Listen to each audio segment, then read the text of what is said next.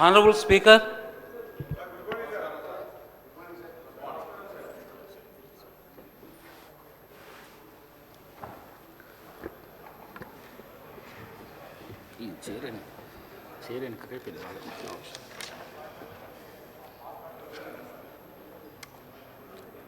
discussion on motion of thanks on address by the Governor, Sri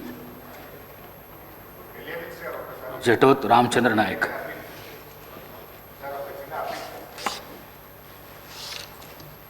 ధన్యవాదాలు అధ్యక్ష. 1 minute. Sir, నిన్న శాసనసభలో BRS party శాసనసభ్యులు జగదీష్ రెడ్డి గారిని సస్పెండ్ చేసిన విషయం మనందరికీ తెలిసిందే. దాని విషయంలో దయచేసి మీరు పునఃపరిశీలించి జగదీష్ రెడ్డి గారిపై పెట్టిన సస్పెన్షన్ను ఎత్తివేయాలని చెప్పి అప్పీల్ చేస్తూ ఉన్నాం. జగదీష్ రెడ్డి గారు ఎక్కడ కూడా మీ పట్ల అమర్యాదగా కానీ ఏకవచనాన్ని కానీ సంబోధించలేదు. మీరంటే మా అందరికీ కూడా ఎంతో గౌరవం. మా నాయకులు కేసీఆర్ గారు కూడా మీ ఎన్నిక జరిగినప్పుడు ఏకగ్రీవంగా మీ ఎన్నికకు సహకరించినటువంటి పార్టీ బీఆర్ఎస్ పార్టీ. మా నాయకులు కేసీఆర్ గారు కూడా ఎప్పుడు కూడా మాకు చెప్తూ ఉంటారు, సభా సాంప్రదాయాలు పాటించాలని, మీ పట్ల గౌరవంగా ఉండాలని కూడా చెప్తూ ఉంటారు. సో మాకు ఎక్కడ కూడా బీఆర్ఎస్ పార్టీకి కానీ మా సభ్యులు జగదీష్ రెడ్డి గారికి కానీ మీ పట్ల మంచి గౌరవం ఉంది తప్ప మేము ఎక్కడ దురుద్దేశంగా కానీ ఏకవచనంని మీ పట్ల ప్రయోగించలేదు. అందువల్ల మాకు కూడా, ఎందుకంటే నిన్న జగదీష్ రెడ్డి గారికి మీరు మైక్ ఇచ్చుంటే వారు చెప్పుకునే అవకాశం ఉండేది.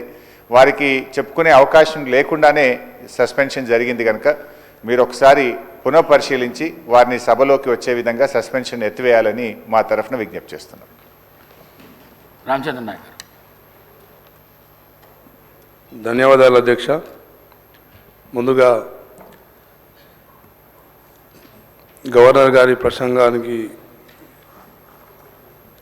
వారికి ప్రత్యేక ధన్యవాదాలు, కృతజ్ఞతలు తెలియజేస్తా ఉన్నాను అధ్యక్ష. అదేవిధంగా తెలంగాణ రాష్ట్రంలో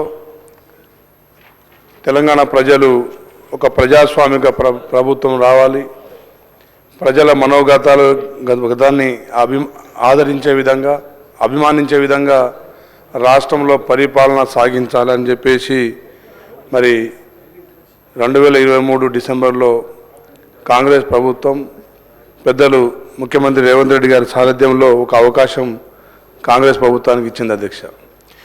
ఇచ్చిన అనతి కాలంలోనే రాష్ట్ర అభివృద్ధి చాలా వడివడిగా ముందు సాగుతూ ఉంది అధ్యక్ష. అందులో భాగంగా ముఖ్యంగా విద్యార్థులు గత 15 సంవత్సరాలుగా